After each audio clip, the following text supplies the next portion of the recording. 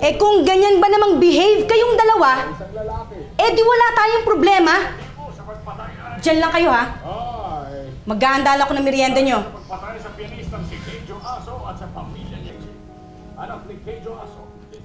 Ganda ng palabas, no, Charming? Oo pero hindi ko maintindihan. Lipat natin sa nakakatakot. Ayoko nakakatakot. Nakakatakot pala talaga ang aswang.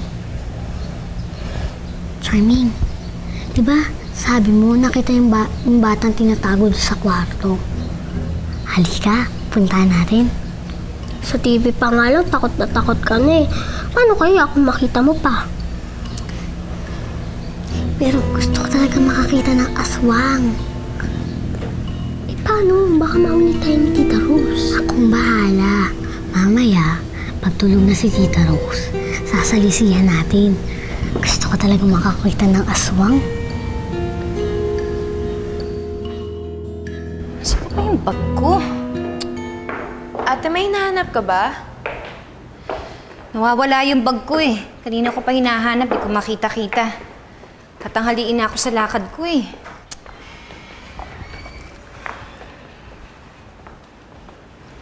Ano nilagay yun?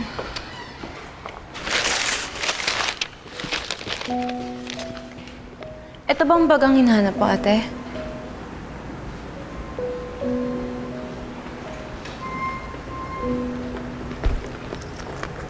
Ate, I'm sorry. Alam kong gulong-gulo ang isip mo. Nang dahil sa akin, nadagdagan pa ang problema mo. Sana mapatawad mo pa ako, ate.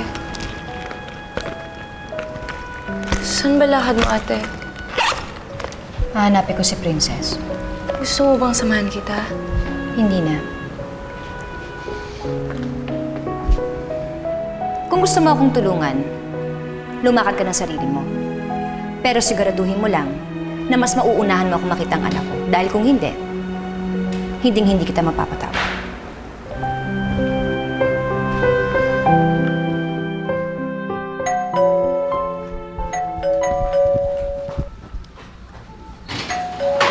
Oh, Mare! Buti naman napadaan ka. O, kamusta? Saan tayo pupunta? Nakakataon ko na para makita yung batang aswang. Bili, puntahan natin. Baka makagalitan tayo. Hindi, nasa labas si Tita Rose, may kinakausap na bisita. Bili, isama mo ko.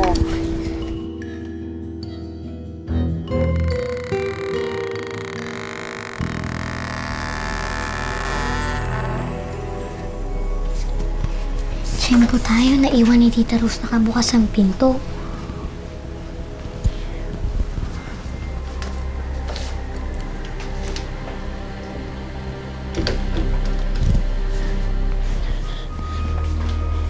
Iyan bang batang aswang? Ano yung mga nakakabit sa kanya?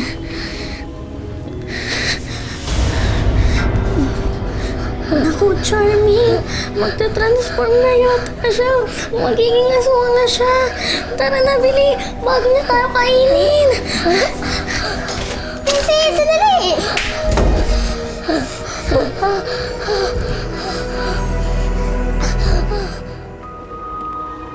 Friend, sigurado ka na ba talaga sa desisyon mo?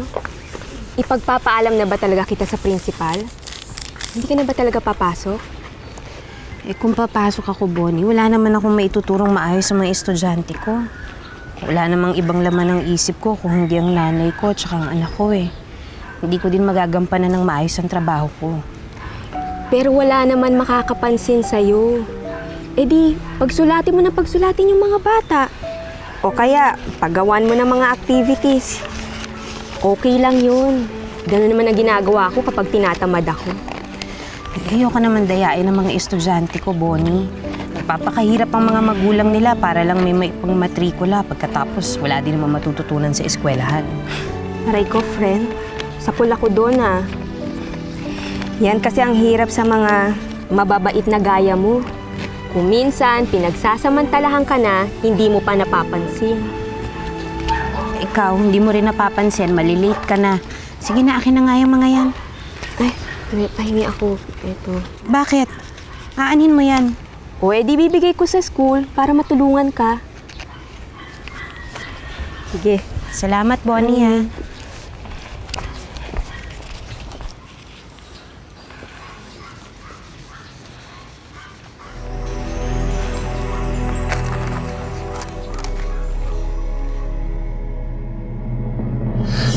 Aswang ba siya? O nahihirapan lang siyang huminga?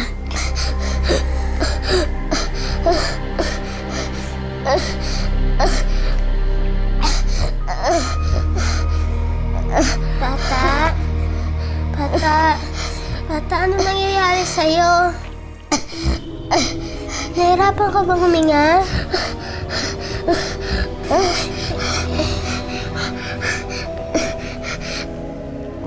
Ito bang kailangan mo? Tama.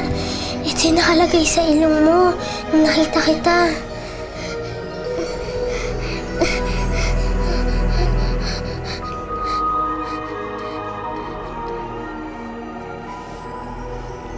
Yan. Nakakahinga ka na ng maayos.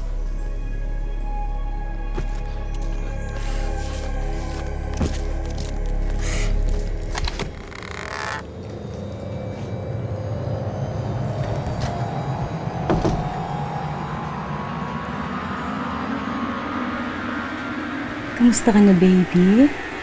Okay ka lang ba? Sandali lang ako, ha? Kukunin ko lang ibang gamot mo.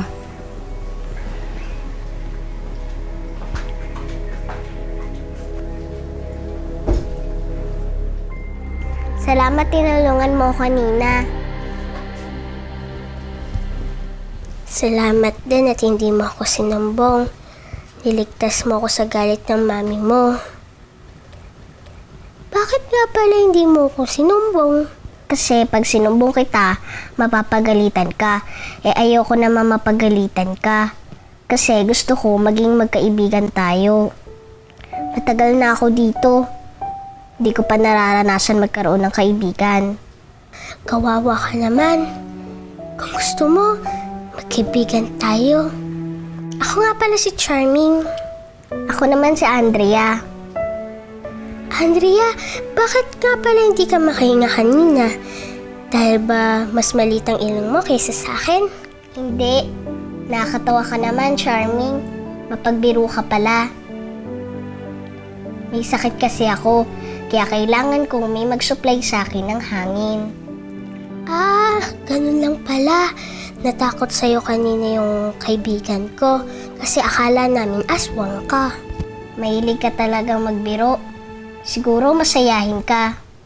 Kala mo lang yun. Ang ganda naman nito. Gusto mo maglaro tayo para mapasaya naman kita? Bawal ako maglaro. Hindi kasi sa akin pwedeng magpagod. Diba bata ka pa? Bakit hindi ka pwede maglaro? Kasi mahina ang puso ko. Kaya ba kailangan mo kunin ang puso ng kaibigan ko?